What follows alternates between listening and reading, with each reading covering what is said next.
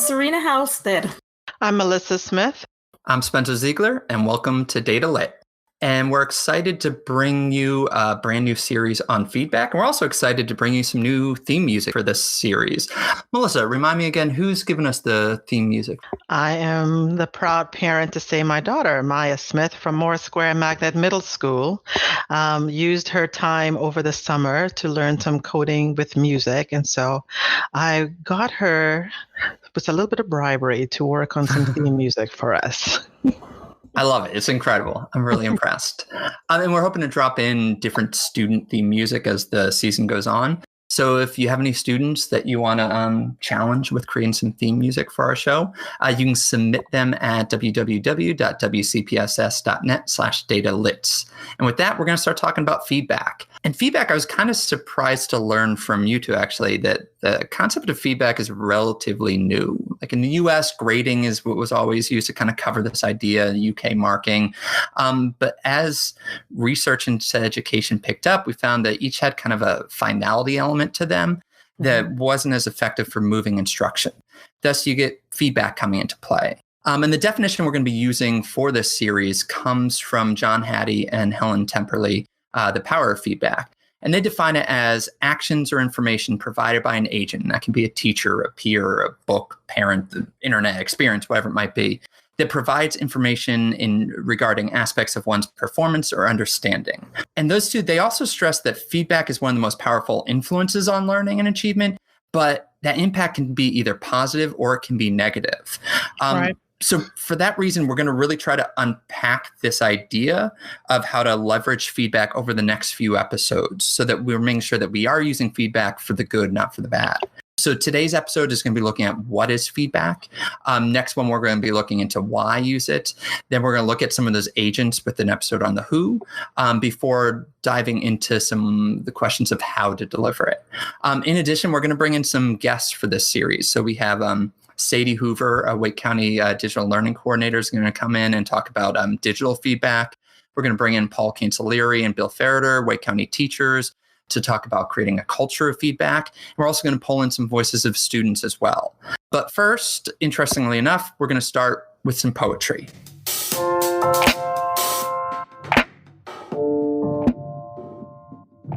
So let's jump back in time a few weeks for when I first pitched this idea for the episode to you. What I was thinking was then ask you guys, so between now and when we record, to come up with a haiku on feedback that you're going to then read on the air for that episode. And then what I'll do is then I'll use the haikus that you have crafted to give you feedback, using hey, I could have made you sing a song or something. I think this is quite kind of me. So then I can give you feedback on your haikus using those 4 levels from Hattie. All right, so it's been a few weeks. I asked each of you to write a haiku about feedback. And as a reminder, the basic idea of a haiku is you got 3 lines, 5 syllables in the first line, 7 syllables in the second, and 5 again in the third. There are other elements in terms of tone and atmosphere in certain subjects, but we're just kind of focusing on the syllables for this practice. And each of you were kind enough to craft some poems for us. So let's hear your haikus. All right, Serena, would you like to read your haiku for us? Okay, so here's my haiku on feedback. Feedback can be harsh. What else will I have to change? Now, is it better? I like it. All right, and Mellisa? All right, so mine went, feedback helps your growth, done well, not about your self-worth, needed when remote. Thank you. All right. So what I'm going to do now is I'm going to provide feedback to you two on your haikus, using some research coming from Hattie and Timperley on the 4 levels of feedback.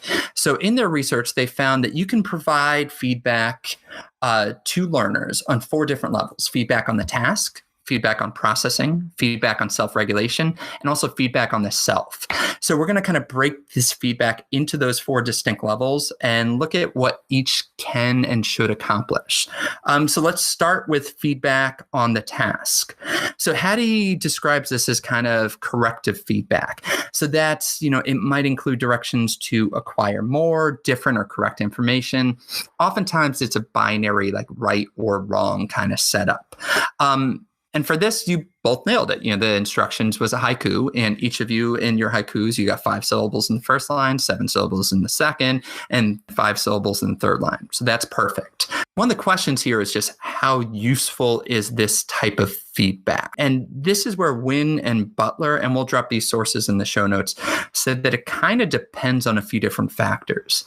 They mentioned that students being attentive to the importance of the task is key here, that students need to be able to be strategic about how to use the feedback. And they also have to have an accurate memory of the instruction that this feedback is kind of directed towards.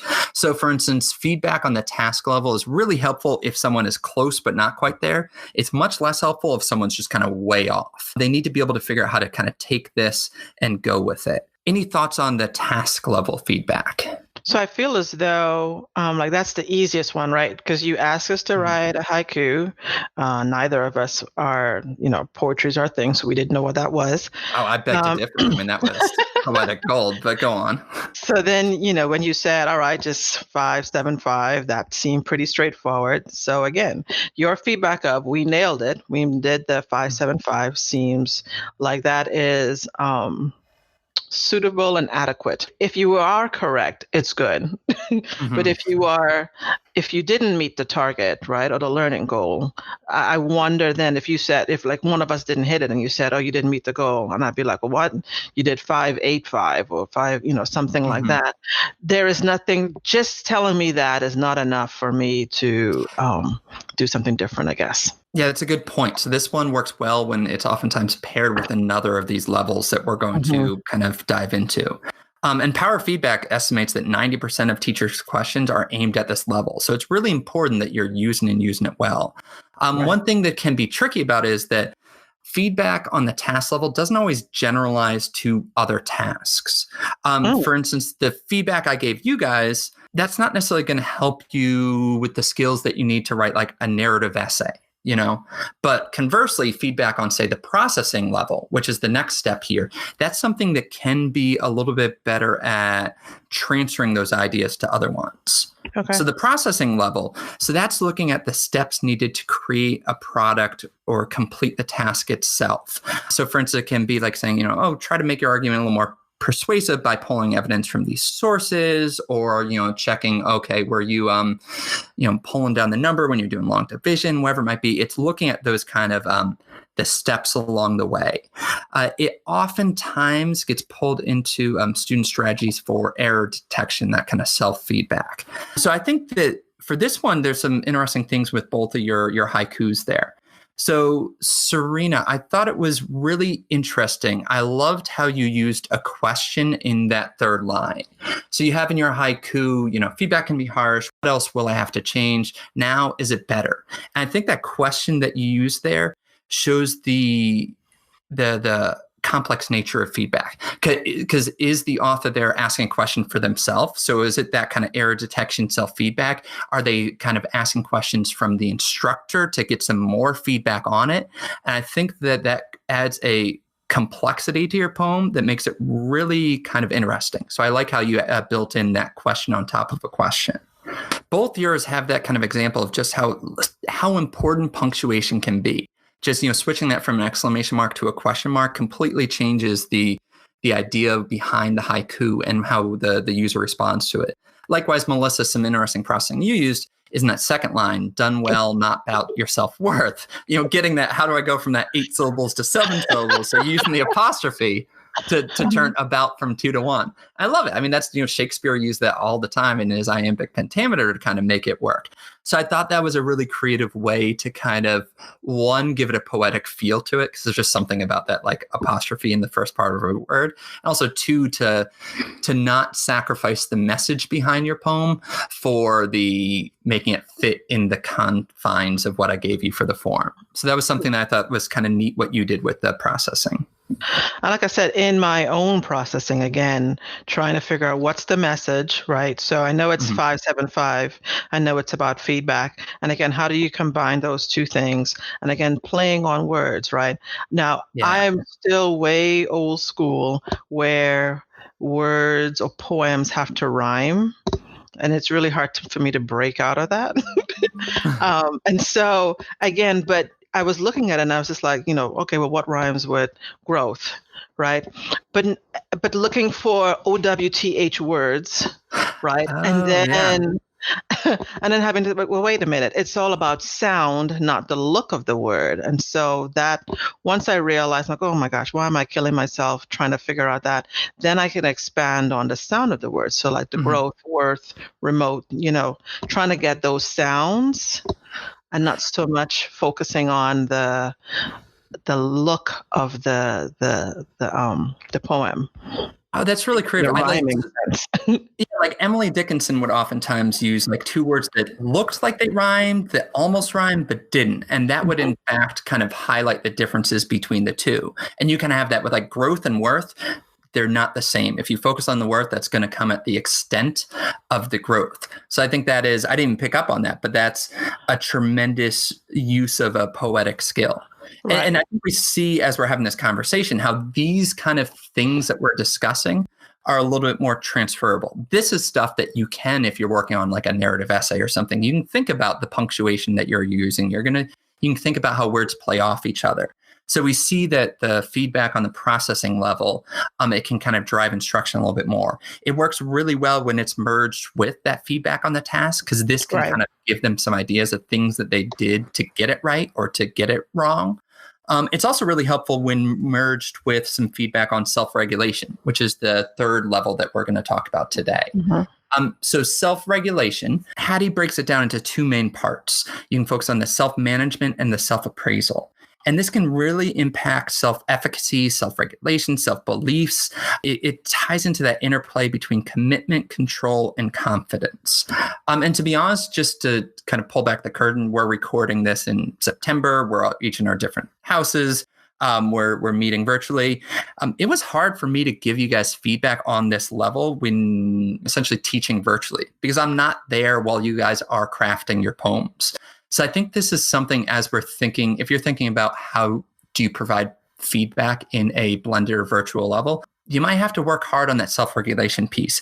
And the feedback I got for you guys here, a lot of it came from conversation. So I think that's something to consider, that it's worth taking time and chatting with learners to say like, hey, how did you get here? How did you put this together, so that you can provide them with useful feedback on that self-regulation? I think it's also important too that the dialogue we're having shows that two-dimensional way of feedback, right? So you're giving me feedback and I'm giving you feedback on my process or my thinking, right? It's that it's a two-way street. And I think that's also an important part of the whole feedback process, right? You have a task or assignment or learning goal. Student gives you a response, but then there is some conversation around it sometimes that is needed, right? To add to understanding what the student knows and is able to do. Yeah, that's very key. So I mentioned there's kind of two parts, self-management and self-appraisal. I feel like both of your haikus and how you came up with them kind of hit upon one of these. So Mellisa, the self-management one I think was interesting. When we were chatting, you mentioned that you all of a sudden kind of came up with your first haiku just in the back of your mind, that you kind of got the task and then you kind of push it to your subconscious, but you allowed yourself from time to time to kind of ponder and think about and play around with words and kind of formulate it.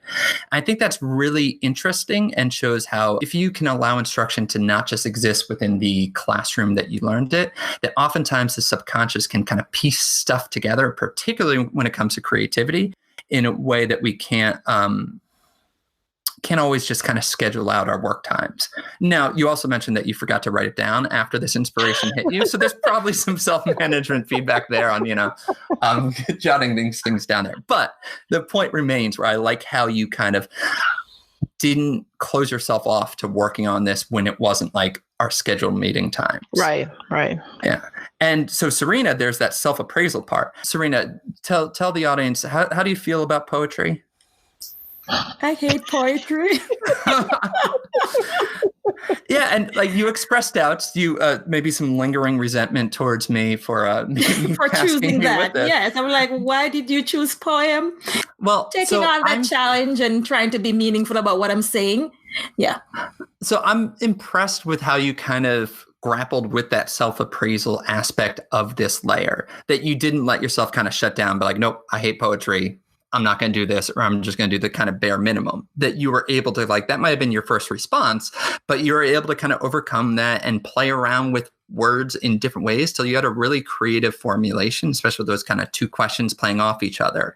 And I think that that's powerful because Hattie talks about how this layer of feedback, that self-regulation, can create either a virtuous or vicious cycle within learners. So effective learners kind of create processes and routines where they monitor and refine their work through that self-management and self-appraisal kind of part. So they start kind of giving themselves feedback, and that in turn improves their work. So if we can help kids with that self-management, with that self-appraisal, by giving them feedback about what precisely they did that they should try to replicate, I think that can create really empowered learners. Conversely, less effective learners tend to just seek external factors for how they did, Hattie kind of stresses. And it can create that vicious cycle where they're not using these kind of skills. So developing the self-regulation of our students with some specific and timely feedback on this layer can be really powerful down the line. Because if you don't do that, you can kind of have this, going back to Mellisa, what you talked about, it just tying to that self-worth. And that's that fourth layer of feedback that we're going to explore right now, which is that feedback on the self.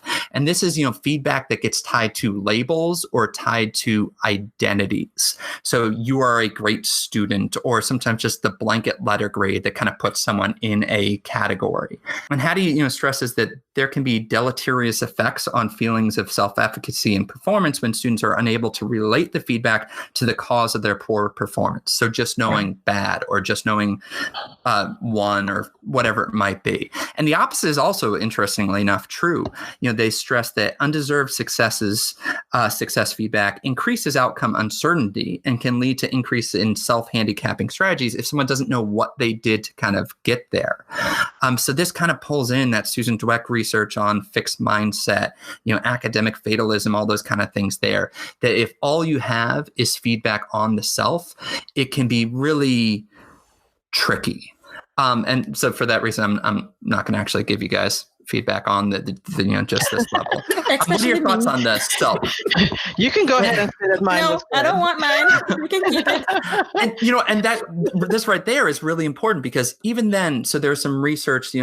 Sharp mentioned that 64% of people prefer to be praised quietly, privately, but then 26% of people prefer loudly and publicly. 10% like not at all. So even then, it's going to vary so much based on the person.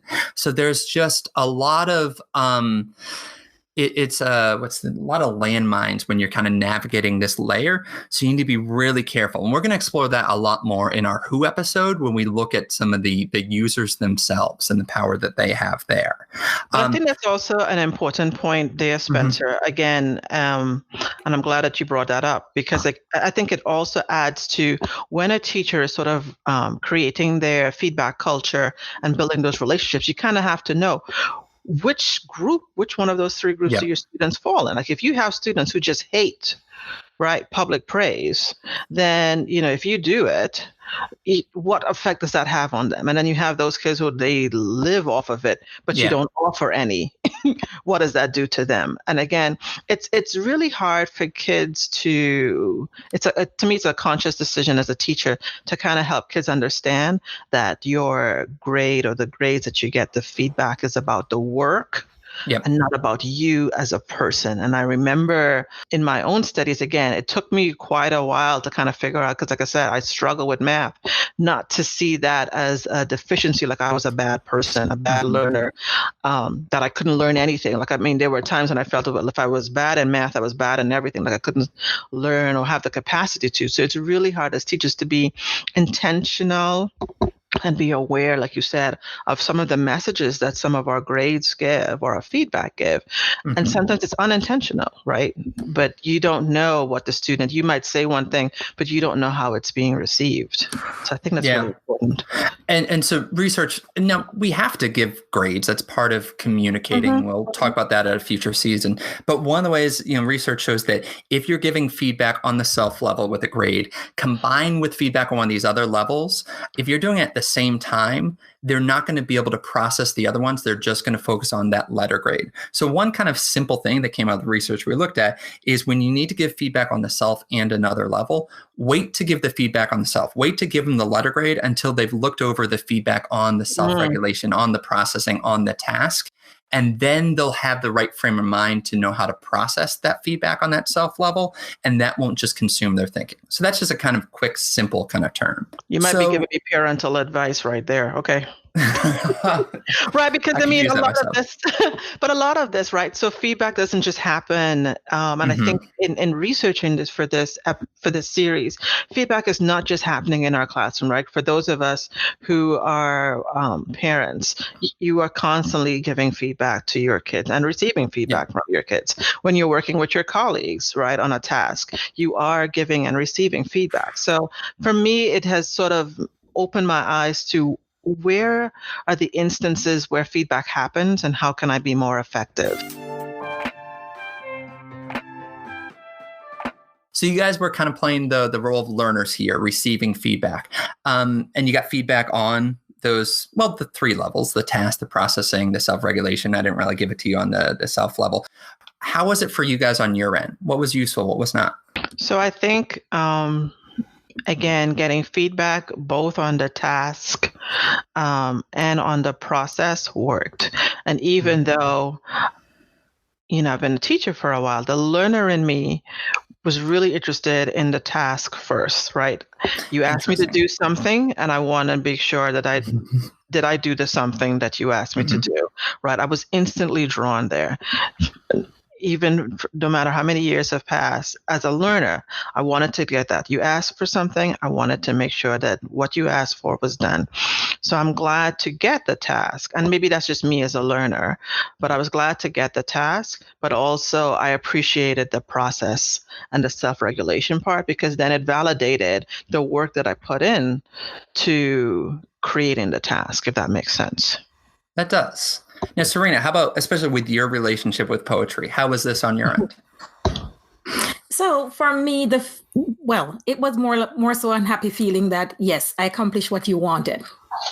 So I met the requirements, right? But as the learner, you being specific about what you wanted from me, and then you come back to say, yes, you hit all the things that I wanted, then that to me was good in terms of, okay, now I know how to do this. Now I can I feel more confident that I can maybe go back and write another one for you, right? So that feedback, and especially it being, positive, or maybe even if you had corrected me, the fact that you would have told me what were you expecting, and so I can know proceed with your expectations, then that part would have been good for me. But if you had just said, okay, you did not do this, you did not do that, I expected this, I would have maybe like, okay, here we go again. I know I didn't like poetry from the get-go, and here we go again. Yeah, I think that's kind of my big takeaway from this research for this episode, is to be kind of really thoughtful in how you play off feedback in each of these layers. Like, so you're saying, like, if I just gave you the task one and it was wrong and I just stopped there, that would probably reinforce some of these bad thoughts that you had about this type of writing.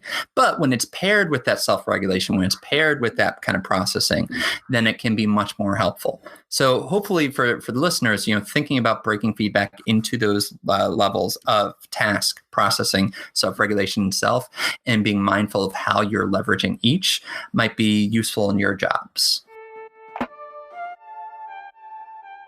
So that was our episode on the what of feedback. Next time we come back, we're going to look at the why, followed by the who, and then the how. And then we're going to hear from some different voices, Wake County DLCs, Wake County teachers, and even some Wake County students. We're really excited to bring those to you. As always, if you have any questions or comments, and also if you want to look up further notes and resources for each of these episodes, you can go to www.wcpss.net.